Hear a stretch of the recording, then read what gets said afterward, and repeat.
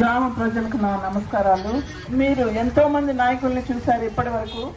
మీరు పోయినసారి ఎన్నుకున్న మీ ఎంపీ అభ్యర్థి మీకోసం ఒక్కసారైనా మీ గ్రామాలకు సంబంధించిన అభివృద్ధికి సంబంధించిన మీ ఎమ్మెల్యే కానీ ఎంపీ కానీ మీరు ఓటు చేసిన మీ అభ్యర్థులు ఎవరైనా మీకు అభివృద్ధి పదం వైపు తీసుకువెళ్తే మేము ఈరోజు ఈ పరిస్థితిలో మీ దగ్గరికి వచ్చి ఓట్లు అడిగే పరిస్థితి లేదు.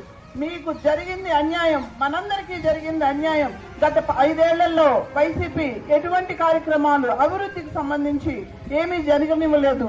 అలానే వైసీపీకి ముందు టీడీపీ కూడా ఈ రాష్ట్రంలో ఎన్నో ప్రమాణాలు చేసి అధికారంలోకి వచ్చింది.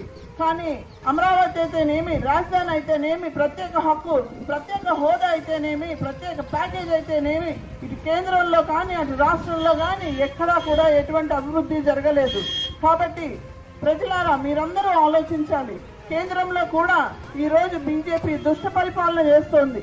కొత్త కొత్త యాక్ట్లు, కొత్త కొత్త విషయాలు బయట తీసుకొచ్చి ప్రజలు వీటి మీద ఆలోచించే లోపే సాక్షాత్తు ముఖ్యమంత్రిని, ఢిల్లీ ముఖ్యమంత్రిని జైల్లో వేసి నేను ఏదైనా చేయగలను, ఏ రాష్ట్ర ముఖ్యమంత్రి అయినా మాకు ఎదురు తిరిగితే మేము వాళ్ళని ఇమీడియట్ గా ఈడీకి అటాచ్ చేసి జైల్లో వేస్తాము అని మొత్తం భారతదేశానికి చెప్పిన వాళ్ళు బీజేపీ వాళ్ళు.